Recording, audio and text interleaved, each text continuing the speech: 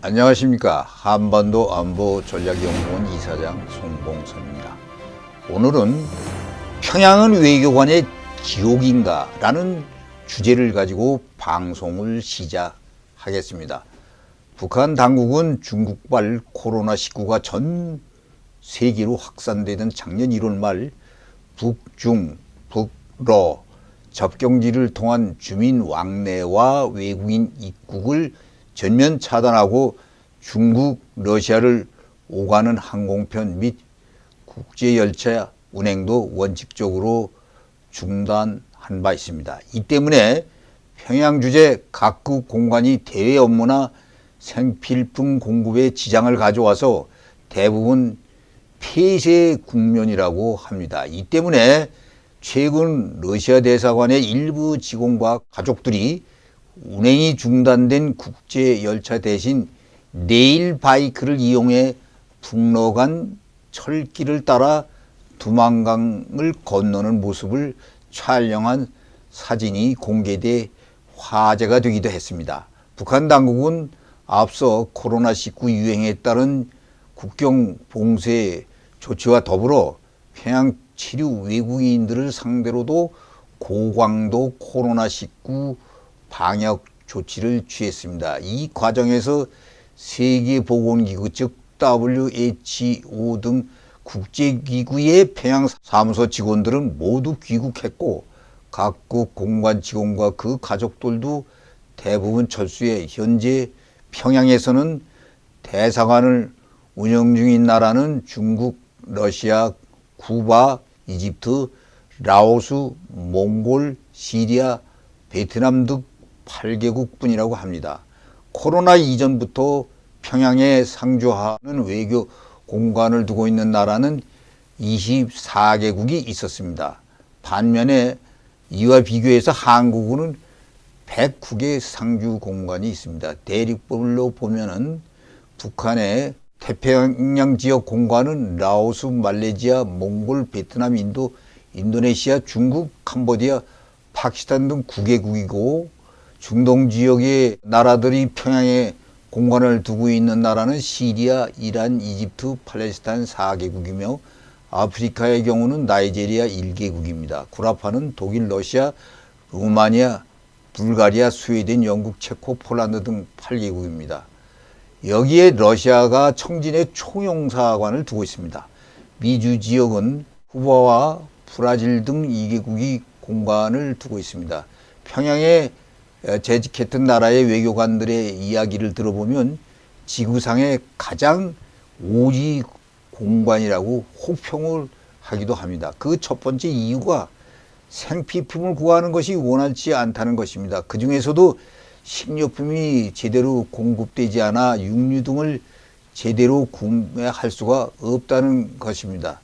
소고기의 경우에 있기는 하지만 오랫동안 역으로 쓰던 늙은 소를 잡아 고기가 질겨 먹을 수가 없다는 것입니다. 그래서 공관에서 한두 달에 한 번 정도 북경이나 홍콩에 출장을 가서 공관원들의 생필품을 구매해 온다는 것입니다. 둘째로 여행의 제한을 받고 있는 점입니다. 외교관은 평양 밖 80km 외곽을 여행한다고 하면 북한 외무성의 허가를 받아야 한다고 합니다. 세 번째로 정보를 수집하는데 접촉하는 대상 인물이 아주 힘들다는 것입니다.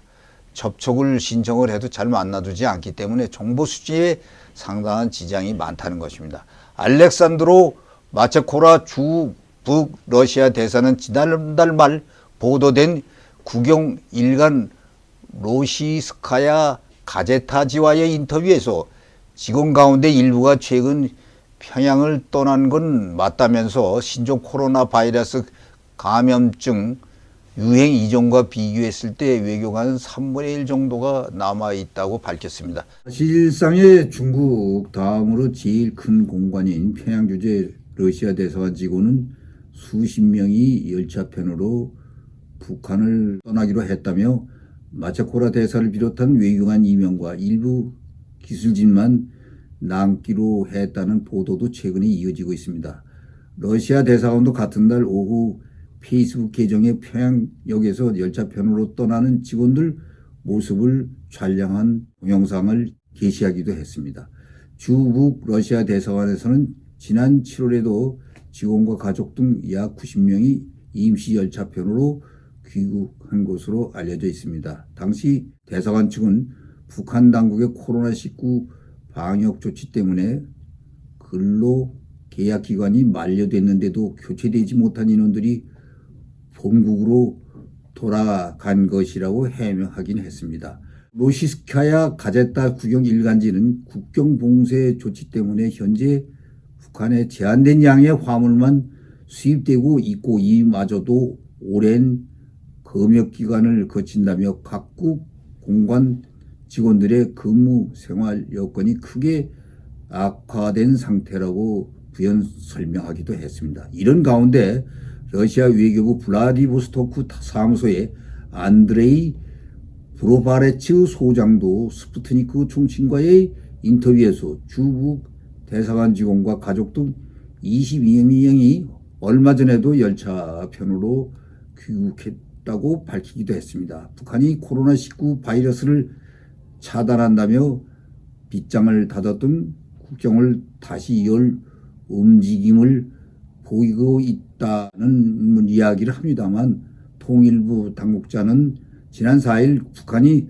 철도를 이용한 화물 운송을 중심으로 국경 물자 교역 재개를 준비하고 있으며 준비는 마무리 단계라고 말했습니다. 그러나 구체적인 시점은 아직도 예상하기 어렵다는 논평을 하기도 했습니다. 그러나 북한이 어느 시점에 중국이나 러시아에서 열차를 받아들인다고 해도 큰 의미를 부여하긴 어려울 것 같습니다. 전민적인 국경 개방은 여전히 요원하기 때문입니다. 작년 10월부터 북중 교역이 완전히 중단됐다고 알려졌지만 사실 그동안 밀무역으로 필요한 물품들은 들어갔기 때문에 이번에는 연말 연초에 열차로 조금 더 많이 물자를 들여간다고 보지만 부족한 물자를 메우기에는 택도 없다고 했습니다.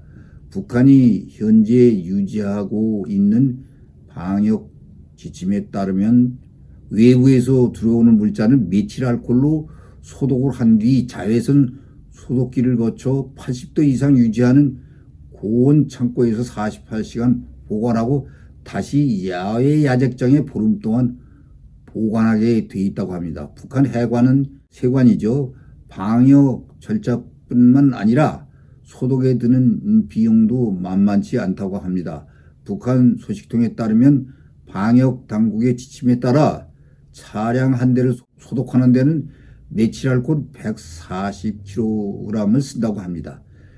10대만 소독해도 메틸알코올 1400kg이 드는데 매일 이 정도의 메틸알코올을 보장할 수가 없다는 것입니다.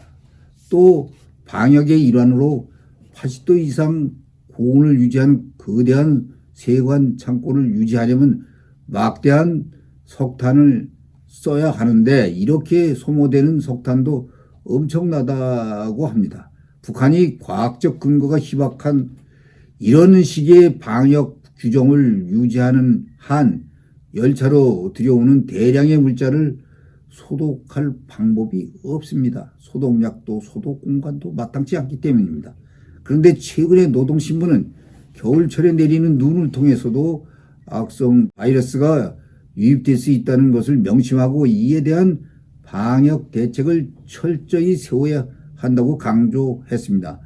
눈으로 코로나가 전염된다는 것을 듣도 보지도 못한 사례인지 모르겠다는 말까지 북한 내부에 퍼지고 있다고 합니다. 최근 1년 동안 북한은 남조선에서 코로나 바이러스가 묻은 괴뢰들이 독수리가 날아왔다며 북새통을 피우기도 했고 생선으로 바이러스가 들어온다며 어부들이 바다에서 나가는 것을 막는 등 웃지 못한 일이 벌어지고 있다고 합니다. 오랜 코로나 봉쇄로 북한 내부에서 수입 물자 가격이 10배 이상 뛰었고 반면 무역이 이루어지지 않아 달러나 위안화 환율이 코로나 이전부터 훨씬 떨어졌기 때문에 외화를 그대로 갖고 가기보단 불품을 구매해 가지고 가는 것이 경제적으로 훨씬 이득이라는 소문이 퍼지고 있습니다. 신의주에 있는 12개 여관과 숙소가 이번에 귀국하는 사람들을 격리 및 검토하는 임시 거처지로 정해졌다고 합니다. 북한은 철수 외교관이나 해외 입국자는 45일간 자가 격리 기간을 거칩니다. 격리가 풀리면 자기네 자택으로 돌아가서도 4개월이라는 코로나 격리 및 당 검토 교육 기간을 거쳐야 한다고 합니다.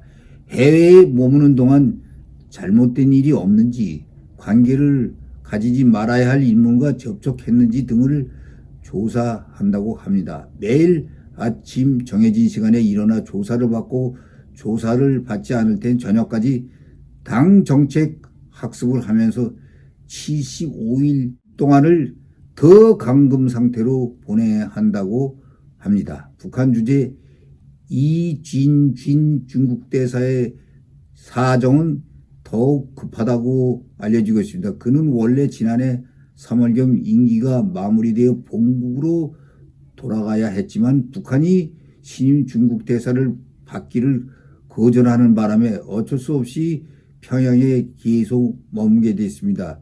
중국 당국이 특별기를 편성해 순환공의 신임 대사만 내려놓고 오겠다고 했음에도 북한은 코로나19 때문에 외국에서 사람을 받지 못한다며 거절했습니다. 이 대사는 당뇨 합병증을 앓고 있는 것으로 알려져 있습니다.